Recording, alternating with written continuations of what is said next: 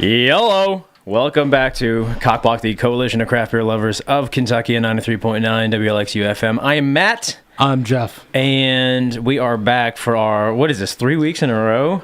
Dude, it's a record. That we're on here? It's a Whoa, what are you doing? Put your clothes back on, man. Oh, okay. Whoa. Anyway, yeah, 3 weeks in a row. I know. Anniversary. It's Congratulations. We made it. We're actually still on the air.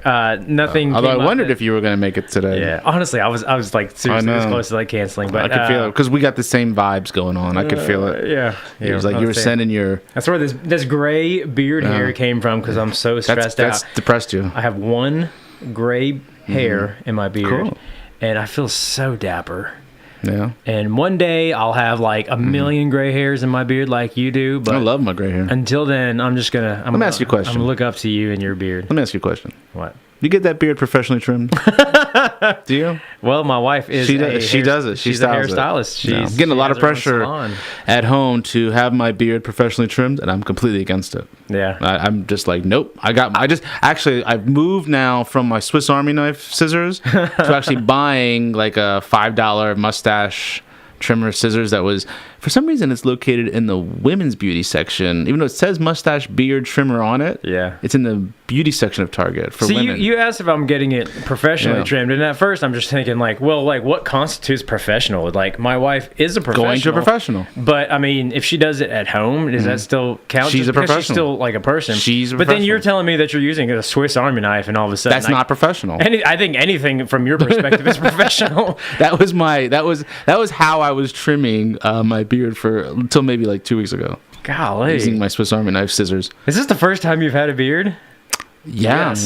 Yes, well, I've had it now for in December will be my second 2 years in December. When I just decided one day I'm not shaving anymore. Yeah. Swiss Army knife, really? Yeah. How does that even? It's got little scissors on it. And you just trim. You know when you get the hairs coming down your over your mouth or something, going up in your nose. I would figure after like day 3 that you would just be like, oh, this is way too much work, and then move on to like actual clippers or like real scissors. I'll be honest, it took me a long time to find these scissors. I was like, okay, I'll go to a Rite Aid, I'll go to a whatever, drugstore. Couldn't find them until one day I saw them in the women's section at Target. You're talking about the beard trimming scissors. The beard trimming scissors. They were never in the razor. I'm not using electric. It's just a pair of scissors. They weren't in the men's grooming section. They were in the women's grooming section. Like, very interesting. I'm pretty sure the scissors on a Swiss Army knife are just for show.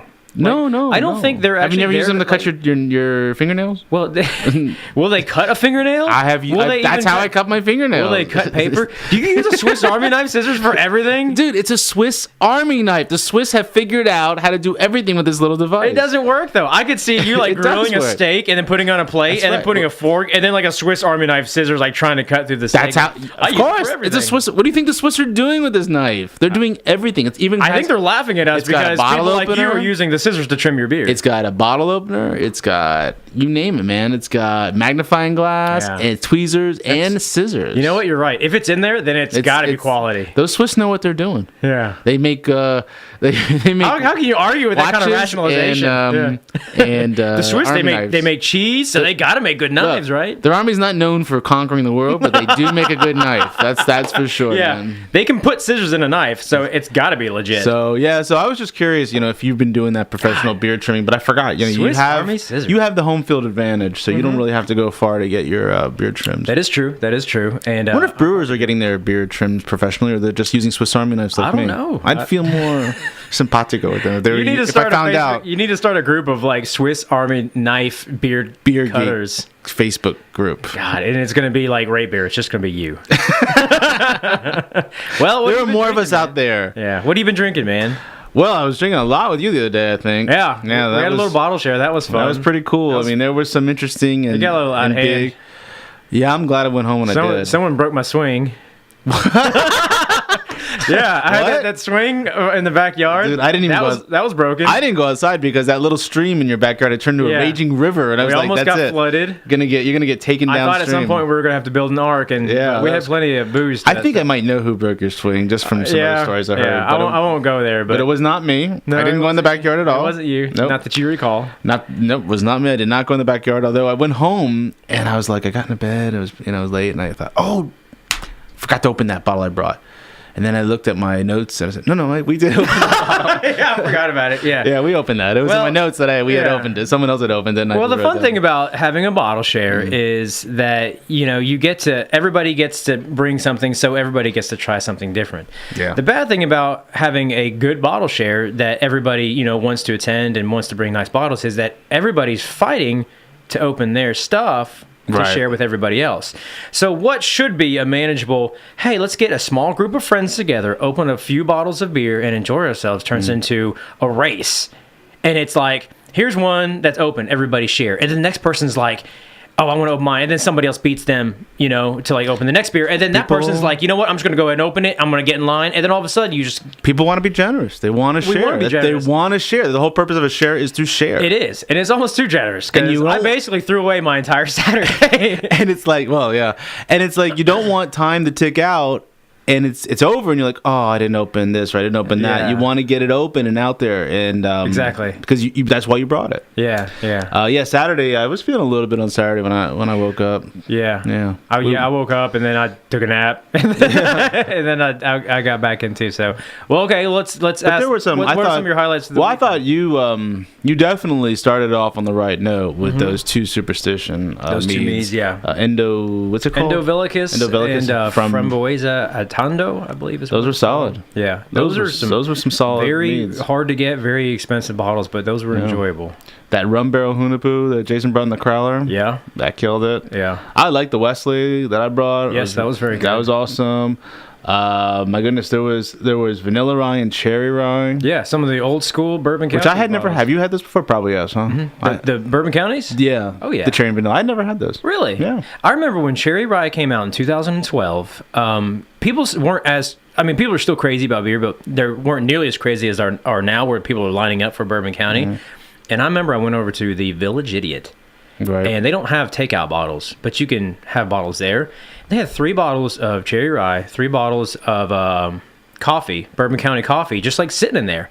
And I'm like, does anybody know these are here? And it's funny because Kevin Patterson was sitting to the left of me. He was having dinner with some business associate. And I'm just like, are those bottles like available? He's like, yeah. And I was like, why aren't you drinking one? And he had something else. And I was like, I'm never going to see these again. This was 2012. Right. I got a bottle of each. And drank them right on the spot. Well, I was there with my wife, and I shared it with her, and I shared some with Kevin. But it's weird to think back, like, just buying stuff like that off the shelf. Like, now when it comes out, it's like people are fighting each other over these. So, but it was nice to be able to open those. Yeah. I thought the Funky Buddha Last Buffalo. Yeah, have you had that before? No. Last Buffalo in the Park. You've had it already. Yeah. Is it that's coconut? It's Lost Snow barrel age or something. What is it? Yeah, something like that. Yeah. And I didn't think I'd have a chance to try that. That was great. Yeah. I mean, the night was like that. A bunch of Trilliums, the Three Fontaine. I mean, there was a bunch of Cigar Cities opened, some DeGard. I mean, and even at one point, I think I was getting ready to go, and you had already popped the Superstition Marion. Mm-hmm. Like, all right, let's have some of that. Might as well, yeah. And then that's a really under the radar kind of mead from Superstition. I guess you guys went for a Gambrius after I left. Well, I think everybody left, and someone decided to stay. I thought it was going with everybody. I thought we were all leaving at that point. I think everybody did leave, but like somebody stayed, and we just had nothing else. So I opened up a Rosé de Gambrinus Cantillon, and we didn't even finish it. Yeah, we got through like half the bottle, and I was just like, I'm done. Did you drink it the next time? I recorked it and I put it in my fridge. I haven't tried it again, so hopefully it'll. I mean, if it's flat, it's flat. It'll be okay. I mean, that's the one Cantillon I still have left, and mine's like, I don't know, 4 or 5 years old. Yeah, so it can't be any worse than that. It's great beer. It was delicious. Just the very little bit that I had. One of my sleepers for the night. I actually like the Dre Fontaine. That was great. The Armand and Gaston. I actually didn't think it'd be that good, but I think the 3F Goose, their classic, is probably one of the best that you can get on the market. I like it better than the Cantillon. Out of that style, the lambics and the gooses. But yeah, that Armand Gaston, I was really surprised about that. And I had an opportunity to get more, and I should have, because I didn't know how it was going to be. Was that your bottle? Yeah. Oh, that was great. And it was, oh man, yeah, that was just for like the classic style. I thought that was amazing. I should have gotten more. But the probably the sleeper for me in that setting was the Bourbon Barrel Penultimate Push. Oh, Cigar City. Cigar City. Yeah, that was good. Yeah, because I think I've had the regular, and it was like, it's okay. I didn't even know that beer. Yeah. The Penultimate Push. Yeah. But it's I've kind of stopped doing Cigar City for a while. Well, I think a lot of people have kind of fallen off their little. I was getting a little bit tired of them, but I think Friday proved me wrong that Cigar City is still doing really good. Well, between that and then the double barrel Hunapoo, and then that one I'd had before. Yeah. Now that was batch 2, and everyone was like, "Oh, batch 1's better" or whatever. But it was still really good. It was excellent. Yeah, it was excellent, and it got me back on the Cigar City bandwagon for sure. Yeah. The thing like, no, they're still pushing out some really good barrel aged beers. Yeah. Yeah. That was the penultimate push was really good. The one that I actually enjoyed a lot that nobody was really talking about was the what was that one that Emily brought? Oh, Urban Artifact. Yeah, that was actually there were 2 really Urban good. Artifacts. Not the weird Mexican one. There was a margarita version. Yeah, there was a margarita version of the other one is called Squeeze Box. Squeeze Box. And I guess they do that was the first time I've had it, and the first time I've had the variant. But they do a few variants, I think, of the Squeeze Box. Yeah, that was a really good beer. It was decent, yeah. I really enjoyed that one. Actually. I'm still on Urban. I'd love to get some. I think Urban Artifact, I've had both. I've had some really nice things and then some duds. And what I don't understand sometimes about them, because they're in Indiana and Tennessee, I think, but they're not here. No. They're just why is that? Why is that? Cincinnati and Kentucky should have some kind of agreement. Right, if we're going to go out of state, we're going to you first, and you come to us first, and then we'll go out. I know, and they're so close. If we can put a man on the moon, if we can find Camp David peace, why can't if Egypt and Israel can sign a peace agreement? Why can't we get Ohio and Kentucky to sign a beer distribution agreement? Yeah, you know? like no matter what, then you distribute. Like it's like the same. Well, the first place you go has to be the other state. Yeah. So if you're Mad Tree's coming here, I guess in August. If you're Mad Tree, if you're Urban Artifact, if you're Nine Giant, and you want to leave the state, that's cool, but you got to come here first. Yeah. And same thing for Kentucky breweries. You got to go to Ohio. I agree. Let's work on that. Can we get some legislation? Do you know anybody in Frankfurt? We should get this going. I drive over there every once in a while. Do I count? Well, if you see someone who's in the what do they call that thing there? Government? I don't know. If you see someone in government, talk to them. I'm gonna start when I drive by there. I'm gonna yell at the window and be like, "Make it happen! Make it happen!" We got to get all of our local hashtag make it happen. We got to get our local state laws on par with each other first, which is ridiculous. How everything's different. Hashtag make it happen. That's all I'm saying. So, but I've only had, I think, since Friday, I've only had one new.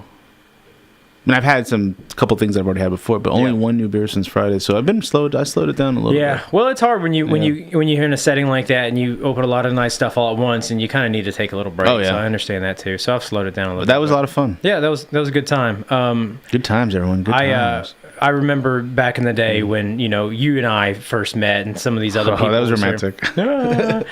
And we had our shirts on back then.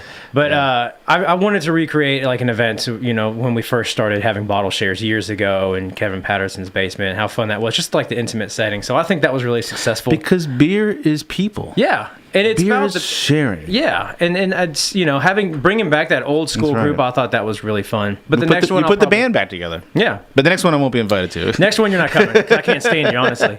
Also, you need a bathroom in your basement, man. I know. I'm going to build one.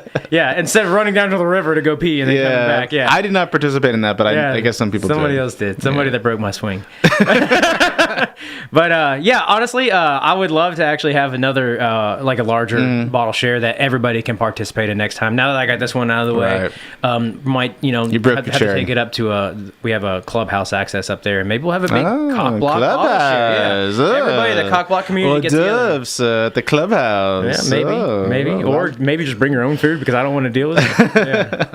So that'll be fun. That was fun. I can't. Bottle shares are always cool. Yeah.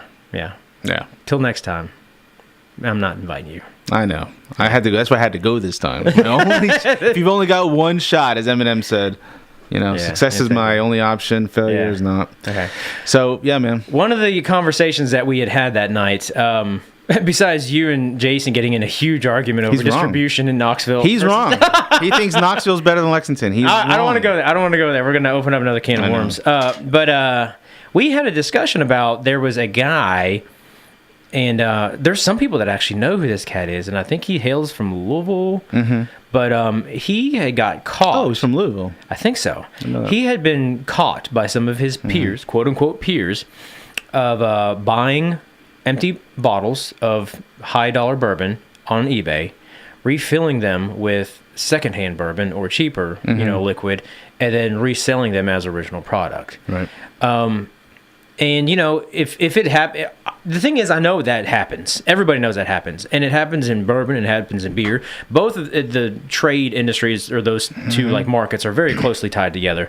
But the degree to which this guy, I don't know him personally, but the degree apparently to which he did it was approaching, like, some people were saying he might get jail time.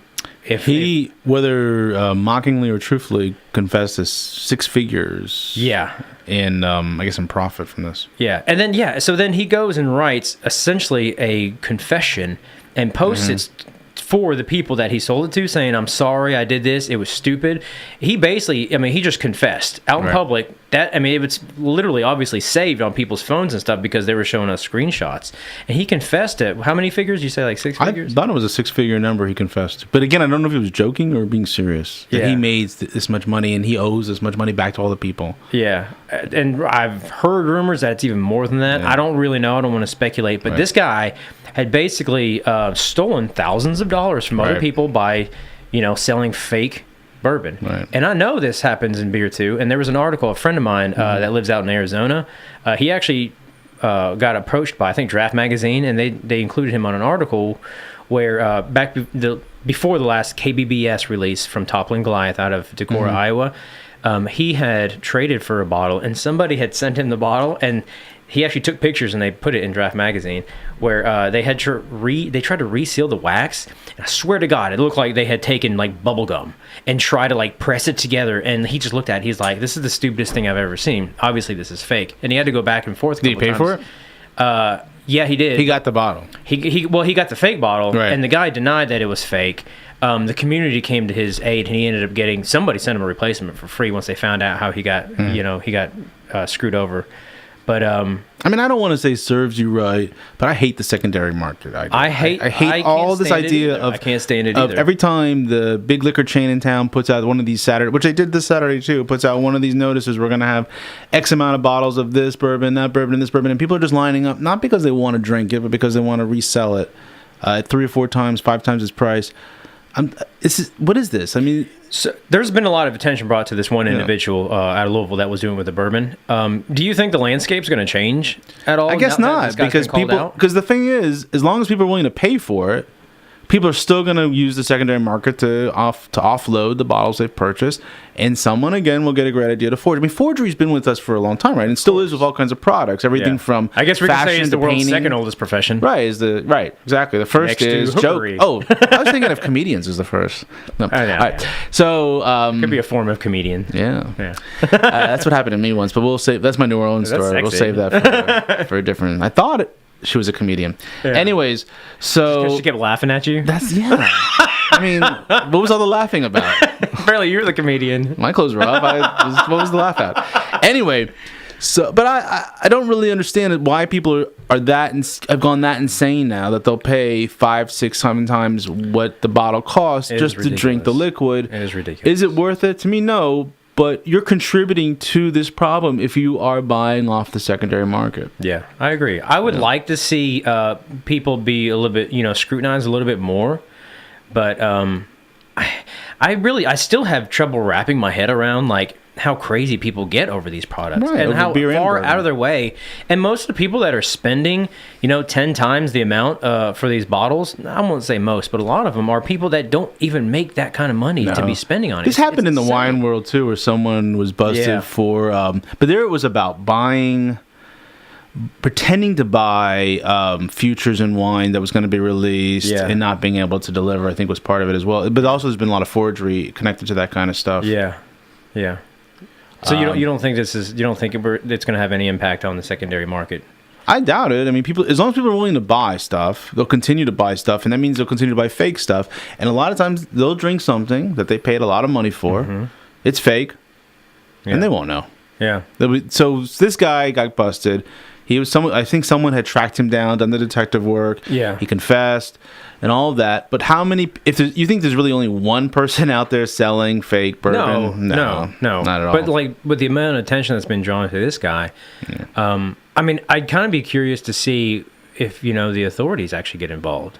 Well, it should. It's fraud. And for the amount. It's fraud. You know, if it was like $50, I'm sure they'd probably just like be like, well, that guy sucks. Not even give him a slap on the wrist. But like the number that he's talking about, that's insane. One of these guys got to press charges, I guess, to get the authorities involved. You know? Yeah. Well, it'll happen. I think it'll happen. I don't know. But I will never buy on the secondary market. Well, so no offense to all of you out there and our 5 listeners who do, but it's not my thing. I don't say I will never, because there's certain things that have popped up in the past where I've been not obligated to, but it was the right thing to do because it was for a good cause. But I see. If it's charity, you mean, or good cause for your belly, like a special event for a friend or something. But I don't agree with it, and I'll never just do it because there's something that I want. No. So. Cue us up. All right, let's take a little break. Listen to 93.9 WLXU, Lexington Community Radio in the most beautiful city in the world. Hello. Welcome back to COCBLOK, which stands for the Coalition of Craft Beer Lovers of Kentucky on 93.9 WLXU FM. I am Matthew. And my name is Jeff. This is Dr. Jeffrey. Dr. Jeffrey. I am a doctor. You are a doctor. I'm a doctor of philosophy. Yeah, doctor. Don't forget that. Yeah. I'm a professor. Dr. Facebook. Of like to call not science. Not science. Not science. Of something else. Of something else, yes. So, you, my friend, love InBev, I think. They're awesome. And you've been following a lot of the InBev. You're kind of like our local InBev reporter. Right. Well, covering the InBev scene. I guess I could be that because I have my Google News feed. Right. Where I search for beer stuff. No, it's like that stuff always pops up in the news, so I'll get a notification and then I'll read it. And it'll be interesting. I should set my news feed to beer. I haven't done that yet. Yeah. Well, I got an article and I posted it to our COCBLOK Facebook page, and I thought it was interesting. And I've been trying to kind of put the pieces together and figure out exactly where this came from and what it means, but. Anheuser-Busch InBev, AB InBev as we call them, is releasing some beer kits through Northern Brewer and with Midwest Supplies, which is they the bought. same company, which they purchased. And did they purchase like a year ago or something like that? Probably. And at the time, when they bought that company, everyone was just kind of scratching their head, like, what are you going to do with like a homebrew supply company? You know what I mean? Mm-hmm. They have the purchasing power of, they have the most purchasing power of any brewery in the entire world. And then they're buying a little homebrew supply store. It's like, where are you going with this? But it's a big supply store. It was a big one, yeah. It was mail order. They didn't need it for their product, okay? So now fast forward to today, and they're releasing, I think, like 3 kits or something for a few beers in their quote-unquote craft beer portfolio. I don't know specifically what they are because I don't care, really. But it's still, I think one was a Goose Island beer. One, they've got, who they got? Elysian. Is it Elysian or Elysian? I've always say Elysian. You always say Elysian. I say Elysian. Yeah. Let's call the whole thing off. Yeah. Well, like the whole like Elysian Fields. Isn't that like how you pronounce it? What's an Elysian Field? You don't know the... What is that? It's something with a thing. Is it agriculture? It's a thing. It's a thing? It's a thing with something. Yes, exactly. Yeah, now you know. Now you know. We're there. We're connected now. I see it, man. Okay, I still don't know what it is. Is the Blue Point toasted lager in there? Maybe. I don't know. I want to make a Blue Point toasted lager at home. Yeah. Why? Yeah, exactly. Well, they posted a video, and the video was like from Goose Island, and the R&D brewer is like, oh, we have made this really tasty kind of Christmas spiced beer, and it's really hard to get. And they ask him the questions like, well, where do you get it? Well, the best thing is to get it up around the Chicago area. And then this caption comes in like, or you can buy the homebrew kit from Northern Brewer, And it's like segueing into their little like marketing spiel. So I guess like maybe it's kind of all being tied in together. We purchased... This is AB InBev talking. We purchased this homebrew supply store, and maybe we bought Rate Beer to get like analytics into the homebrew market, into like the beer nerd market, and now we're trying to inject our faux craft beer brands into your home before you actually like get to drink the beer. We want you to make it, and I guess they're trying to get ahead of the curve. Maybe like I'm just kind of like going off my head. Why would I want to make Goose Island IPA at home if I can just go down to the local grocery or corner store and buy a 6-pack? Goose Island IPA or whatever. But why do I want to make it when I can buy it? Most of their stuff, yeah. That's the question I don't understand. Yeah, and I'm trying to make sense of it. It's like they're operating off of this. Assumption that you have to have their craft beer. I get like a food channel show where they show you how to make food, and then you want to do it at home, but you're not dealing with the person who manufactures the product. Yeah, like Chef Boyardee is not showing you how to make Chef Boyardee in a can at home, right? Yeah. So why would Goose Island want you to, or InBev want you to make Goose Island IPA at home and not just buy a 6-pack? Yeah, it's more time consuming. It is. It's not going to taste the same. Yeah, it makes. Is it emotional? It makes the beer more intimate. It's an intimate experience. Yeah, and then that right there is like you get that bonding experience. All of a sudden, you're a fan of Goose Island IPA, and they're thinking you don't have to be a fan of AB InBev, but hey, homebrewing, Goose Island. Particularly with a machine that does pretty much everything for you, is a way to make an emotional connection. Yes, yeah. And that's kind of, I'm guessing that's where they're going with this maybe, because it still doesn't seem very practical. You're going to make a lot more money selling 6-packs than you are selling these machines. Oh, hell yeah. And the kits. I don't even think... Or they don't even sell the machine, they just sell the kit. just the kit, yeah. They just sell the kit. They don't own the machine company. You're talking about the Keurig ones? Yeah. I think I'd mentioned that before. So they just own the kit. Yeah, this is just like the beer kits sold through Northern Brewer and Midwest Supplies to recreate... a Blue Point or like a Golden Road or something like that, which I don't see anybody really caring about in the first place. Oh no, somebody didn't turn the ringer off. No, I know who that is too. Shame. Shame. I was pretty sure that call was going to come during the show. You still can't turn off your ringer. You've got to be kidding me. Everybody stop. We're going to stop the show until he can get his ringer off. There you go. It's off, man. Yeah. You're always disrupting everything. At our bottle share on Friday, we started out with a Zima and a Jolly Rancher, and before we opened our good stuff, and Jeff, I heard him say under his breath, we're passing it around, and Jeff goes, I'm not pouring that stuff. And I was like, everybody stop. We're not opening up another bottle until Jeff takes a pour. I can't rate it. I'm not drinking it. You can rate a Zima. It's not on Rate Beer. It's not? I didn't see it. They're even owned by AB InBev, I think. Are they? They should. Well, they need to talk to the bosses about getting on. They're either Miller, Coors, or Bud. So they need to get on that Rate Beer thing. Or no, they're actually a Japanese company, aren't they? Zima? Yeah. I don't know anything about, I really don't care. I don't know anything about Zima. It was all a joke. Anyways, I don't understand why they're doing this. I don't get it. Yeah. Well, I was sitting there trying to think about it, and I was trying to opine on what AB InBev would actually have to do in order to get in the hearts and minds of craft beer fans. And it's not by recreating a lackluster quasi-macro product. Because honestly, I don't think anybody really even cares, and nobody will care. So, like, what do they have to do?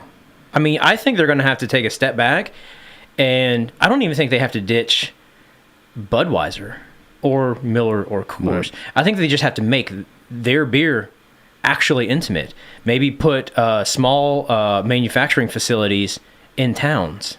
You're talking about the Budweiser products? I'm talking about, Budweiser products. Well, they did this. I wrote about this a little bit in my book. They did this a couple of years ago where they asked people to... They tried to treat Budweiser as a local product, and they said, find your local brewery. Now, because there's multiple Budweiser breweries around the country. Well, maybe half a dozen or so. Yeah. And then They're still huge. Yeah, but they wanted to make it sound like it was local, so you could type your address into the website and see what was your quote-unquote local Budweiser brewery, which might still be, 500 miles away. Exactly right, yeah. Right. Like ours would probably be the producing like 10 million barrels. The St. Louis one would be our quote-unquote local brewery. But this was, one of their marketing ploys to try to connect the idea of being local to the product they're making. They're trying to force a connection, but they're not doing it in the right way. I still think that the Budweiser production facility in St. Louis is like a huge mainstay for people that live there. And there's a lot of people... It's also a tourist attraction. It is a tourist attraction, but there's a lot of people that come from that area that will still relate to that. Sure. Even if they're into craft beer, they're like, well, I grew up around it and I'm used to that. But I think that Schlafly really changed that in St. Louis when they came out, that it was uncommon to see anything but a Budweiser product in a bar. And then bars started taking a chance on Schlafly, and suddenly Schlafly, the St. Louis brewery, started getting that kind of reputation as the local beer. And now, of course, St. Louis is an incredible city full of all kinds of breweries. Yeah, it's amazing. But Budweiser's, what does InBev have to do? I mean, I don't think they really have to do that much other than what they're already doing, which was to take these brands that they're buying and their flagships and make the flagships readily available in many, many markets. Yeah. And that's how they're going to get customers. Yeah. I'd be curious. Golden Road is here in Lexington. I don't know how many people actually drink it. It doesn't have prominent shelf space. There's a lot of people that didn't realize that was an AB Anheuser-Busch acquisition even after it showed up on the shelves. They're like, oh, it's a new craft beer. And then it's like it dawned on people. She, the owner, I forget what her name is, she has her own show in Viceland called like Beerland or something. Okay. Where she go, if you ever see, Viceland is a really interesting, channel where they have Action Bronson has a weed show and there's a pizza show and she has this beer show. Why don't we have a show on there? And she goes around the country looking for the best home brewers. Okay. And then they'll brew their beer at Golden Road and distribute it. But the Golden Road beers are actually pretty decent. Sure. There's nothing wrong with them. Yeah. So and just the same with Goose Island IPA, which is not a bad beer, it's fine. Yeah. Or the 10 Barrel Apocalypse IPA, which we for some reason don't see here, but other markets are getting.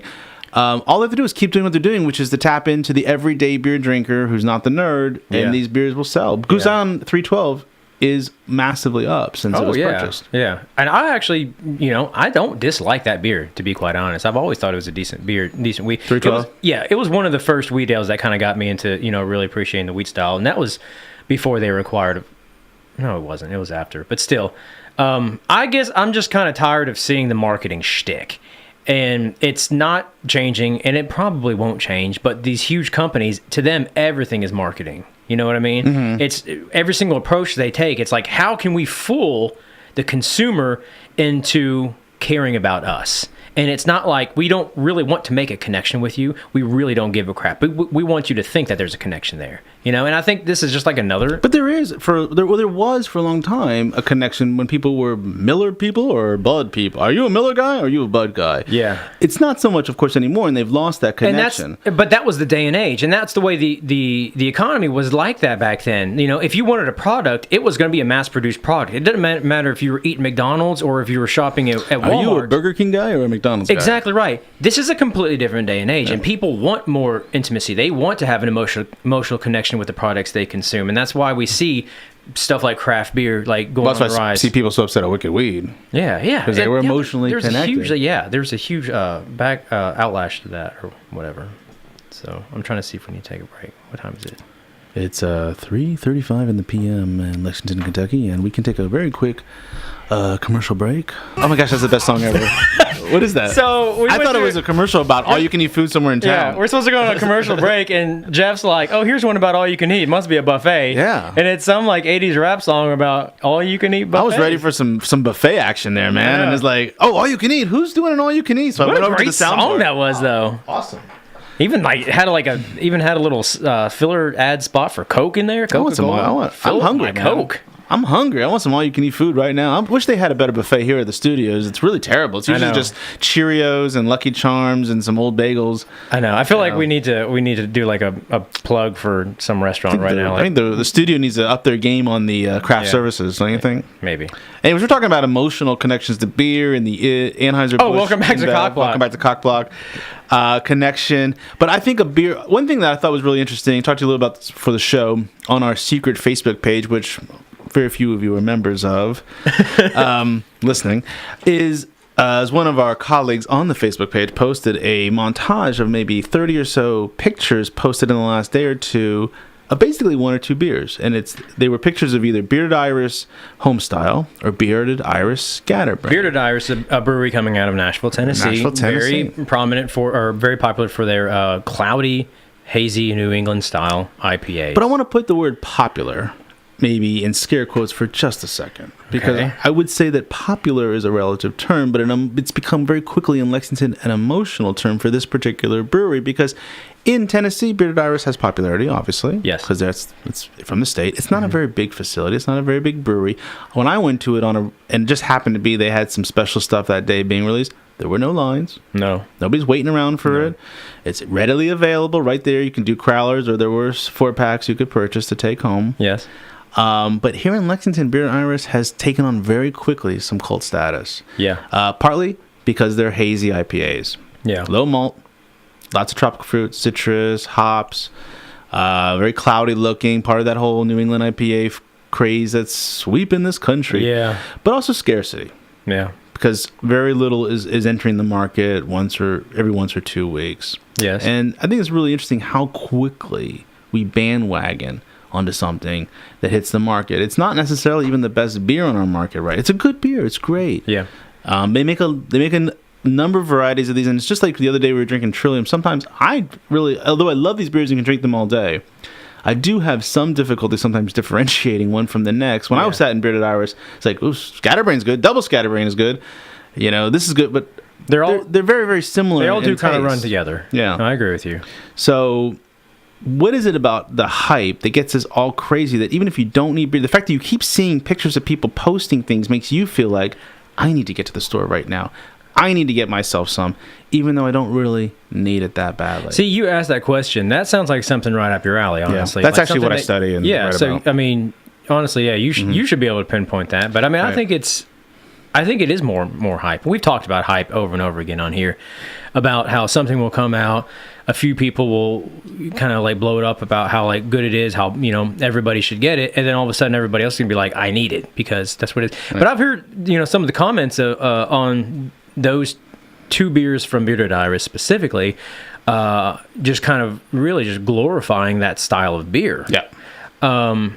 And this past weekend, Braxton released their own version of it. They're jumping on it too. Yeah, it is a very popular current. It's the style of the week in the craft beer world. There's every week or every month or every other month, there's always some new style that's like super popular. Remember when everybody was talking about Gozas and Gozas were big. Like, Westbrook Goza was the biggest thing you'd ever seen. Everyone had to have Westbrook Goza. Now we're on cloudy New England style IPAs. And Goza is really interesting too, because Goza is actually the Anderson Valley's bestseller. Yeah, sustaining. That's their flagship now. It's sustaining the brewery. But New England IPAs, particularly ones you have to wait in line for, or you can barely get enough of. And it's interesting too with the price point. Some people feel, even though some people feel it's a little bit too high for what you're getting and all that, or the rarity or scarcity. Is it that difficult to make? I mean, a lot of people are making them. It's not like only one brewery in the country can make this. No. A lot of breweries can make it. So what is it that either prevents other breweries from jumping on the bandwagon or makes this particular style better than it was West Coast IPA for a long time. That was the thing, the West Coast IPA. Yeah, real tropical, real fruity. And then this New England style is where they basically add like a bunch of like starch or like flour or something. Yeah. Oats, just to make it like... It can be oats or flour. Yeah, just to make it more or less artificially hazy. I think what it comes down to is pride for a lot of breweries. There are some local breweries that are like making that style. There are no breweries that have embraced the style. Not even like making it, exclusively like somebody like Bearded Iris does out of Nashville, but even saying like, we have manufactured and produced a very hazy New England style IPA on purpose.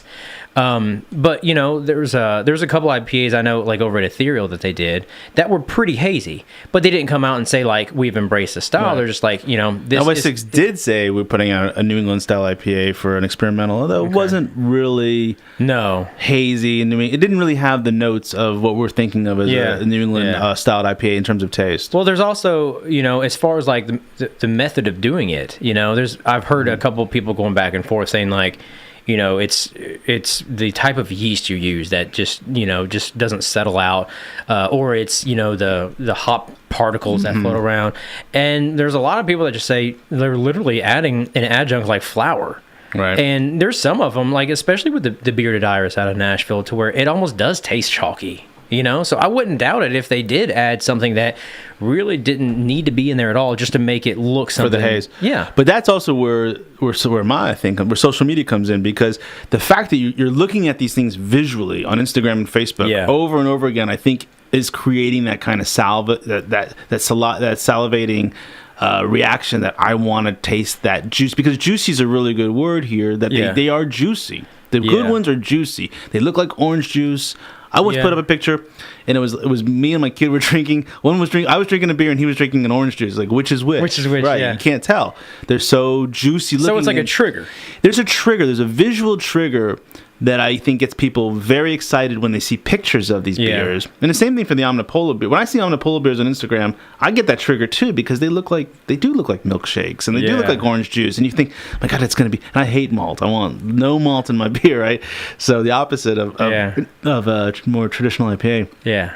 But that gets people going too, and it creates this kind of repetitive action where then the other person goes out and buys it and posts a picture of it, and someone else sees it and then buys it and posts a picture, and all these pictures being posted, as our friend made a little collage of them, creates an overall effect of hype. Yeah, and builds it up a little bit. Builds it up. I think it's hard for a lot of brewers that are, consider themselves actual, breweries, and we do this. We're very traditional, or we're very authentic.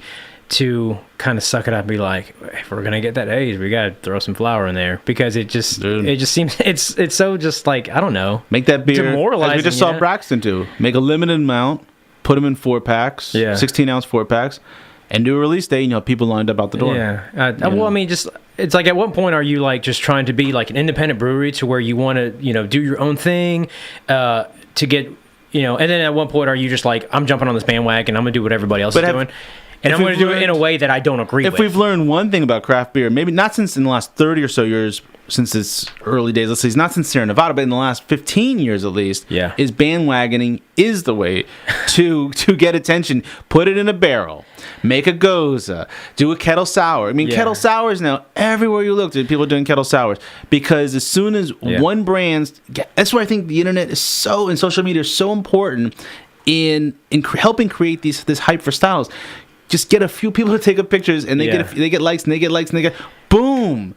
Everyone now wants a kettle sour beer. Everyone wants a hazy IPA. I think bandwagoning is a great way to make money, which is important for a brewery. Of course. I think there's a lot of breweries that want to be the guy that started the trend, though. Like, who was... Is it maybe it's Heady Topper? Like, is it Heady Topper? It's got to be Heady Topper. Like, it's got to be Heady Topper. Who started the actual drink it from a can because you don't want to see what it looks like? That's the Heady Topper thing. Yeah, but that's almost not even embracing that it's hazy. Like, who was the first one? What? Like, around here probably was. It's Hoofhearted. Hoofhearted. Yeah, where they like everything is just like a cloud. At least regionally, yeah. Yeah, it was just like a cloud. But they embraced it. They'd be like, we basically threw a bunch of crap in this beer. We know it looks like crap. And you're going to want to drink it. And then eventually people were starting to be like, oh, this is very appealing. It was a trigger, like you said. Like, this reminds me of, drinking juice. Breweries like Hoofhearted and Trillium, they don't even need to go to distro. No. They do release days, they sell it in the tap room, and everyone comes and buys it. Yeah. But I think a lot of, I think a brewery, a small, micro brewery would prefer to be the guy that, like, makes it popular rather than be like, we'll take Rheingeist, for example. Rheingeist will be the first one to jump on a bandwagon. They'll be like, that's popular. We're going to make a whole bunch of them. I'm surprised Rheingeist hasn't done one. I mean, I kind of am too, honestly. They've made a living on the pale ale and the IPA, doing variants, getting that base right, the way they want it, and then figuring out ways to sell different versions and call them different names and different hop varieties. Why haven't they done one? I'm surprised. They probably will. I don't know. Maybe. Yeah. That being said, we're still kind of like trying to figure out the specific details, and we're brewing the beer for it. But we're doing a COCBLOK pint night hazy IPA. Yeah, over at Pazzo's, and we kind of talked about it. We're like, the hazy IPA really is popular, so as well. I think we're gonna give it a shot, and hopefully it'll be something that's really good. I didn't realize it's as popular as it is. I guess I kind of knew, but I didn't, until you see it like in a collage to where like that's all anybody's talking about. Wow, okay. Get on the Monkish Facebook trading group. Monkish, a brewery out of California. Insane, yeah. They're not even talking about the sours. They're talking about the IPAs. Yeah. Yeah. Try to trade for some Trillium or Treehouse. Yeah. It's crazy. I love a good IPA as much as anybody. I don't like stuff that's real like, fad-ish. Yeah, it's all fad. It's all become faddish though. Yeah. Yeah. I mean, just thinking a second ago about a beer, and I just slipped my mind that is making the rounds again. I can't remember what I was gonna say. I like to I do like the breweries that are interesting. Oh, passion fruit. Passion fruit's a new fad. Yeah. Everyone's doing passion fruit Berliner Weisses these days. Yeah. So, and passion fruit is very, very juicy, but very, very tart. Yeah. And I've been seeing a lot more of those hitting the market. Okay. Yeah. Yeah. That's the next thing is the passion fruit Berliner. And there'll be passion fruit this and passion fruit that and passion fruit sour. You think that's going to be the next? Oh my gosh, passion fruit. I don't even know if it's real passion fruit or just a flavor, but they are killing it on the passion fruit these days. Really? Yeah. We had one here. We had the Tropical Goes here in town. Yeah. Yeah. I guess there have been quite a few now that I think about it. Passion fruit is the new thing. So you're predicting that's going to be the next phase of 2018. Why not even? 2018 will be the year, or maybe late 2017. I was gonna say I don't even think it'll be. We don't have to go that far. Is the year of the passion fruit in the craft beer industry. Mark my words. Yeah. Mark my words. Okay. And of course, Pilsners. Really? Pilsners make 2018 and 2019. The Pilsner, the authentic Pilsner. So you think the Czech Pilsner with the clear real body, Czech clear body, it's gonna come back. We'll come back because people are getting tired of. Someone's going to take advantage of the fact that a lot of American breweries call something a Pils, and it's not really a Pils. Yeah. The hoppy lager, hoppy Pils thing, like from Jack's Abbey to, if you know Jack's Abbey's beers, to even more locally. I actually really enjoy hoppy lager. Or even Founders did an IPL. the Imperial Pale Lager, it's called. West Six has done one. We still haven't seen an incredible momentum, I think, on the lager. I wouldn't disagree. Lagers have to come back, and it will be the pills, the really authentic Haze pills. Jeez. Yeah, that's really. Yeah, but maybe you guys still a couple years on that. I completely disagree. People are gonna say it's already out there, dude. It's like, yeah, it is out there, but not in the kind of hype that we're seeing. And passion fruit's first. Passion fruit's first. Maybe a passion fruit hoppy lager. That might be it. That could be. Here's the thing. I think. No, you're right. Yeah, it is already out there. And there's some other fads. We take the hoppy, the hazy IPAs, for example, that have been around for a while until it really caught on. But I think a lot of breweries, a lot of pretty good regional breweries like Founders, took a very, like a solid stab at the lager, trying to reintroduce it, and I don't think it caught on. I like the Founders IPL they did as I think it was a backstage maybe. Yeah, maybe, a couple years ago, but it sat on the shelves. It did. I bought one. I liked it. Also, I really liked West Six IPL. That's why. That's why I don't think the lager is going to make. But I don't think it'll be the hoppy lager. I think the lager. Well, first of all, pills were hoppy to begin with. I mean, they just weren't IPA hoppy. Yeah, they are hopped, of course. Yes. I say that the authentic Czech pills. See, I think we're going in the complete opposite direction. This is the cycle of life. You start with the IPA, you go to the barrel, you go to the sour, and then you come back to you go old school. I agree with you, and I don't think we are set to repeat the cycle yet. I think we're still trying to find the upper echelon of what Americans can even stand. And if you look at the way beer has been trending, it's like, remember when IPAs got popular like 10, 20 years ago, and it's like, oh my gosh, it's got so much hops in it. People are like, what are hops? I don't know. It's so bitter. It's crazy. They used to do IBUs? Yeah. How many IBUs, dude? Yeah, it's 1,000 IBUs, McKellar. Oh, yeah, that's crazy. What does that even mean? Who knows? And then we started to get into like sour beers and like all these really adjuncty stouts, and all of a sudden you're looking at stuff like who's the Florida brewery that does adjunct? The Funky Buddha. It's like there's so much extract and adjunct. Every single beer is named after some dessert dish, and that's what they're trying to emulate, and that's what people want. I want a beer that tastes like a freaking chocolate mousse pie from Golden Corral. Ooh, I like that. Yeah, see, that could be the next phase. I'm interested in that. But then like all like the fruity stuff, you got like the milkshake IPAs.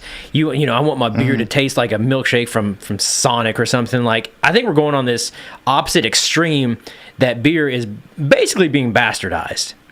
Yeah. And that is like over here, like on the far right, whereas the lager, the pills, is on the far left. We're going to go old school with this. I think clean beer. Before we get back to the pills, we're gonna have a segue. We're gonna have to tone it down a little bit, get back into maybe even hoppy lager before we get to regular lager. Take adjuncts and they make beer taste like herring. Herring or salty fish. The hell is that? Let's go. That a thing? If we got beer that tastes like chocolate cake, herrings. Okay, you're saying we could introduce something like this. What about beer that tastes like fermented fish or kimchi? That sounds like something Schmaltz would do. Yeah, or Hebrew. Yeah. Yes, I mean let's just take it to an extreme of imitation foods. No, I mean I think people are always gonna love that stuff, but they're gonna come back to the origins when they taste a really good pills. I know that I used to say no lagers, no lagers, no lagers. And then I started discovering that lagers can be really good as well, and breweries can devote themselves to lagers and do really well. And I think that the American palate, it sounds like a weird thing to say because people always, before all this craft beer revolution happened, that's all people drank anyways was lager, just crappy lagers. Yeah.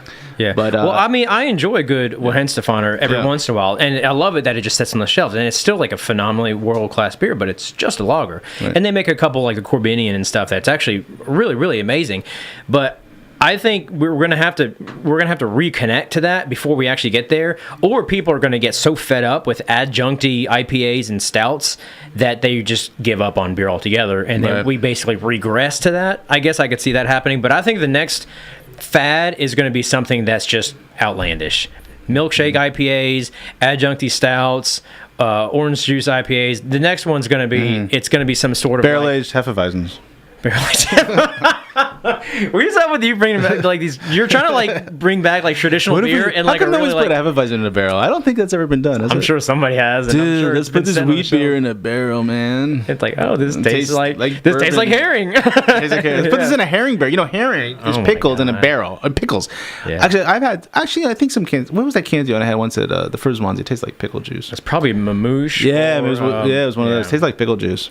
Yeah. By the way, I've had a Facebook update through Facebook Messenger from our hip hop expert.